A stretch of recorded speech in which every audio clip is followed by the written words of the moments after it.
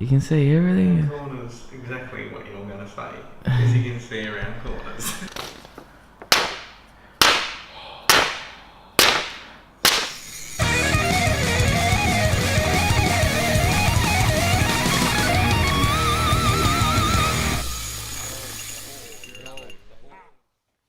Alrighty YouTube, and welcome back for part 2 of this making the drop saw knife video. As you've seen in the last one, we've already shaped it and we're ready for making the handle. So right here we're just marking out on a bit of jarrah wood. I got this from Bunnings. It's like the cheapest little bit of hardwood I could find. Again, first knife, so we're gonna just do it, get a practice, get a learning for it, you know. Pretty much just marked it out with a pencil and threw it in this little super cheap drop saw. We had a little bit of trouble getting the laser guide working, but once we got some of the refractory brick dust out of it from what I was using before, simple, easy as, see my review on it. Glued the handle on, test fit, and what we did then is we drilled through the handle and through the wood, so we knew that we were going to have a perfectly aligned holes for our aluminium dowels later. And once we'd finished drilling one side, we just went ahead and repeated the process, and we glued on the other half of the handle, flipped the whole thing over, took it back to the drill press and drilled it out again.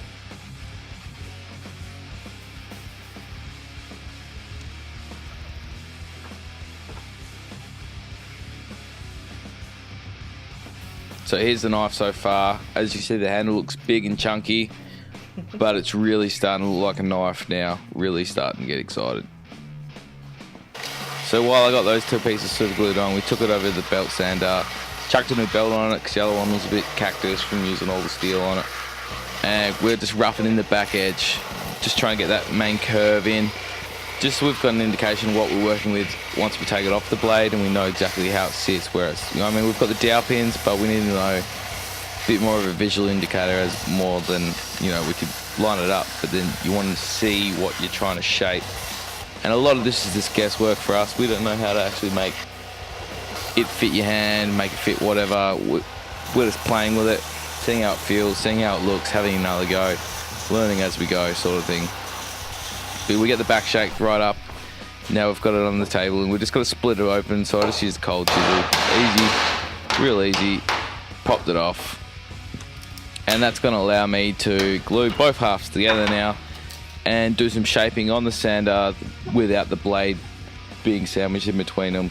Get some 45s on this, which normally you would have to scratch up the blade to get, and just generally do stuff that is easier to do with a small object rather than a big long steel object.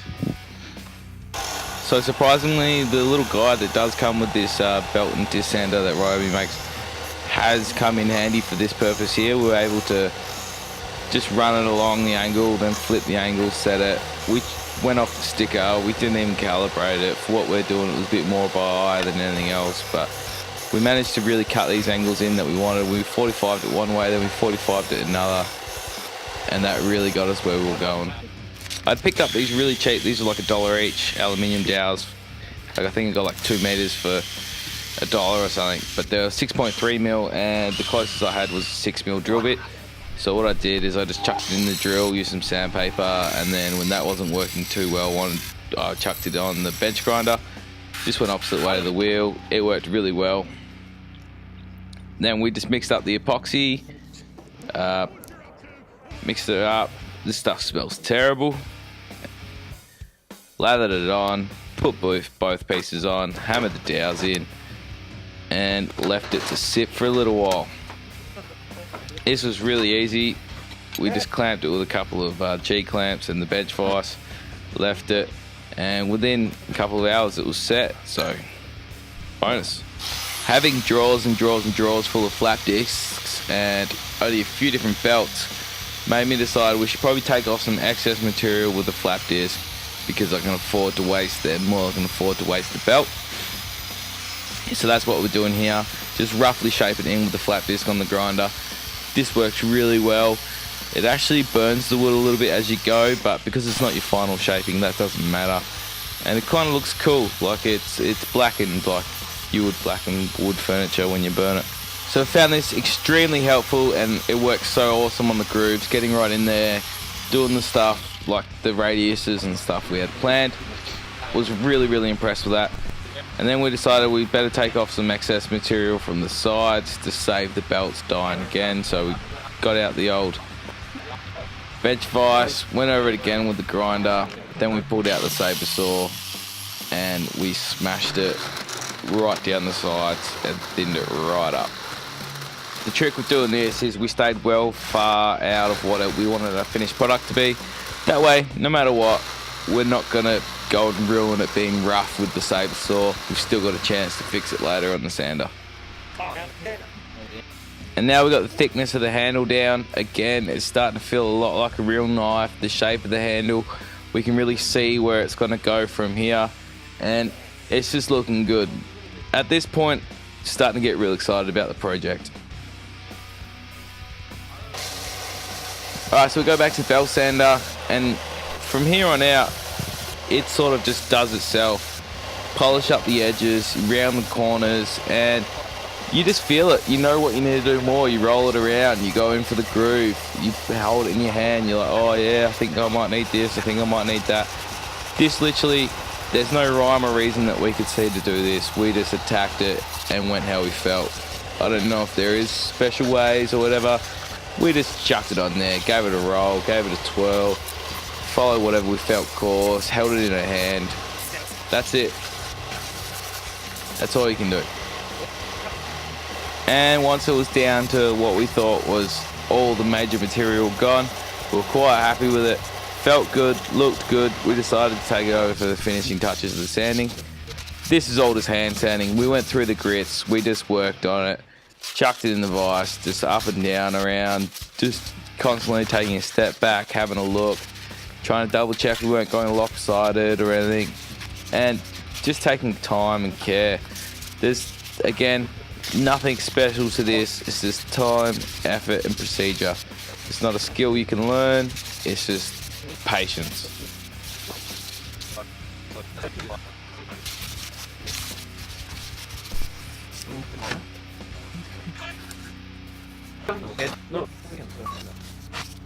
The hardest parts to finish sand were the grooves that we cut into the wood before we glued it onto the handle, the 45s up the front there. We were paranoid about ruining the blade, and we tried all different scenarios and different things, and at the end it was just take it real slow and take it real careful so we don't re-scratch up the blade. We could always re-go over the blade with a fine grit again later, but at this stage you don't want to stuff up. So this is the handle pretty much at its finished point. All it needs now is an oiling. There is some indiscrepancies, but overall it is awesome and I'm happy about it. I think this came out perfect. For a couple of drunks in the shed, we're doing a real good job here and it's coming out perfect. I've got some orange oil laying around, so that's what we used. It darkened it. We just rubbed it on. We should have scotched it on, but rubbed it on and it came out awesome. Very happy with the result, and it smells good too. So there you go. But really worked out, brought out, as I said, the wood's not the best wood we could have used ever, but it came out perfect, just like we planned.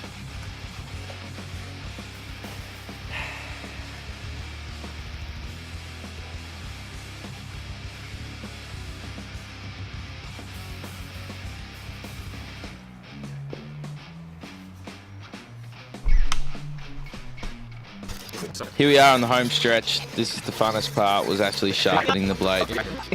We went through a few different practice ways of doing it, different techniques. We didn't really know how to use the stone properly. We hope we didn't ruin the stone. We used a bit of WD-40 for lube. Tried different techniques about rubbing it side to side as we go, pushing just only away from the blade towards the spine, dragging it towards the spine we figured would leave material as opposed to take it away, sort of like when you're sharpening a punch or a chisel. So with that in mind, we tried, and it was just patient from there. We changed the angle, we did a lot, but the end result, I think we did quite fine. Having said that, if someone does know how to use this better than us, any suggestions, anything, we're just having a go here. So if you know better, drop us a comment down the bottom so next time I know better as well. I'm learning as I go. First knife ever, just having a bit of fun. Not an expert, just trying it out. And here we are back on the polishing wheel. This is just our final polish before we show it off. At this stage, it is razor sharp, so we're being very careful. These polishing wheels are dangerous as hell. They do grab, so at all times, careful, careful, careful if you're using one of these. And here it is. Here's the finished product. There's still a few blemishes on the blade, but it is a shiny, shiny, lovely blade. You can use it to see yourself, look around corners. I mean, it's just unreal. If you wouldn't find one of these in my kitchen drawer, because, well, this finish just doesn't hold up on a real knife, but very, very happy. Very, very happy indeed. Couldn't ask for a better knife, couldn't ask for a funner project. Definitely will be doing this again. Have you cut paper before, or? I don't think you've cut paper before. First time cutting paper, you know. Never had a knife sharp enough to cut paper. First time I had a knife sharp enough to cut paper, you know. Look at that.